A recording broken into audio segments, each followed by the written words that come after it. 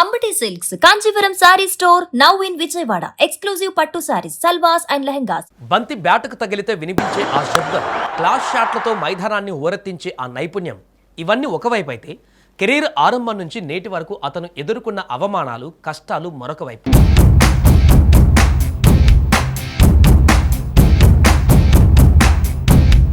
టీమిండియాలో అత్యంత ప్రతిభావంతుడిగా పేరున్నటువంటి సంజు శాంసన్ జీవిత ప్రయాణం ఏ ఒక్క సినిమా కథకు తీసిపోదు. కేరళ తీరం నుండి భారత క్రికెట్ శిఖరాగ్రం వరకు అతను సాగించినటువంటి ప్రయాణం వెనక కన్నీళ్లు ఉన్నాయి, కఠోర శ్రమ కూడా ఉంది. సంజు శాంసన్ 1994లో కేరళలోని పుల్లువిలలో జన్మించాడు. కానీ అతని బాల్యమంతా కూడా ఢిల్లీలోని పోలీస్ కాలనీలోనే గడిచింది. ఎందుకంటే తండ్రి శాంసన్ విశ్వనాథ్ ఢిల్లీ పోలీస్ కానిస్టేబుల్గా పనిచేస్తూ ఫుట్బాల్ ఆడేవాడు. తన ఇద్దరు కొడుకులను క్రీడల్లో ప్రోత్సహించేవాడు. ఢిల్లీలో ఉన్నప్పుడు సంజుకి క్రికెట్ పట్ల మక్కువ కలిగింది. అయితే ఢిల్లీ అండర్-13 జట్టుకు ఎంపిక కాకపోవడంతో సంజు తీవ్ర నిరాశకు గురయ్యాడు. అతని తండ్రి మాత్రం వెనకడుగు వేయలేదు. తన కొడుకు భవిష్యత్తు కోసం ఢిల్లీలో ఉద్యోగాన్ని వదిలేసి తన సొంత రాష్ట్రమైన కేరళకు కుటుంబాన్ని మరలా మార్చేశాడు. అది ఆ కుటుంబం తీసుకున్న అతిపెద్ద రిస్క్. కేరళలో సంజు ప్రయాణం సులభంగా సాగలేదు. ఉదయం 4 గంటలకి లేచి ప్రాక్టీస్ చేయడం, వర్షం పడిన గ్రౌండ్కు వెళ్ళడం అతని దినచర్యగా ఉండేది. 17 ఏళ్ల పిన్న వయసులోనే కేరళ రంజీ జట్టులోకి ప్రవేశించి తన ప్రతిభతో అందరినీ ఆశ్చర్యపరిచాడు సంజు శాంసన్. 2013 ఐపీఎల్లో రాజస్థాన్ రాయల్స్ తరపున ఆడుతున్నప్పుడు రాహుల్ ద్రావిడ్ దృష్టిలో పడటం సంజు కెరీర్ని మలుపు తిప్పింది.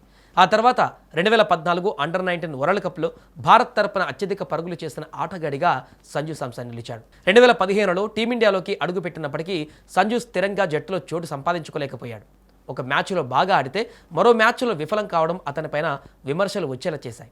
టాలెంట్ ఉంది కానీ కన్సిస్టెన్సీ లేదు అనే ముద్ర అతనిపై పడింది. రిషబ్ పంత్, ఈశాన్ కిషన్ వంటి వారితో పోటీ పడుతూ చాలా కాలం బెంచ్కి పరిమితం కావాల్సి వచ్చింది. కొన్నిసార్లు జట్టులో చోటు దక్కిన బ్యాటింగ్ ఆర్డర్ మార్చడం వల్ల అతను తీవ్ర ఇబ్బందులు పడ్డాడు. ఎన్ని విమర్శలు వచ్చినా సంజు మౌనంగానే తన పని తాను చేసుకుంటూ పోయాడు. సోషల్ మీడియాలో వచ్చే ట్రోల్స్కి దూరంగా ఉంటూ తన బ్యాటింగ్ పైన దృష్టి పెట్టాడు. 2024 సంవత్సరం సంజు కెరీర్లోనే ఒక గోల్డెన్ ఇయర్ అని చెప్పాలి. బంగ్లాదేశ్ పైన మెరుపు సెంచరీ, ఆ తర్వాత సౌత్ ఆఫ్రికా గడ్డపైన వరుసగా 2 సెంచరీలు బాది ప్రపంచ రికార్డు కూడా సృష్టించాడు. టీ20 క్రికెట్లో ఒకే ఏడాది 3 సెంచరీలు చేసినటువంటి మొదటి భారతీయుడిగా చరిత్రలకెక్కాడు సంజు. రాజస్థాన్ రాయల్స్ కెప్టెన్గా జట్టును సమర్థవంతంగా నడిపించి తర్వాత టీమిండియాలో కీలక ఆటగాడిగా మారాడు. ఎంతో ఓపికతో నిరీక్షించిన సంజుకి చివరకు 2026 టీ20 వరల్డ్ కప్ విజయంలో భాగస్వామి అయ్యేటువంటి అదృష్టం దక్కింది. నిరంతరం కష్టపడితే ఫలితం తప్పకుండా వస్తుందని నిరూపించినటువంటి యోధుడు సంజు శాంసన్.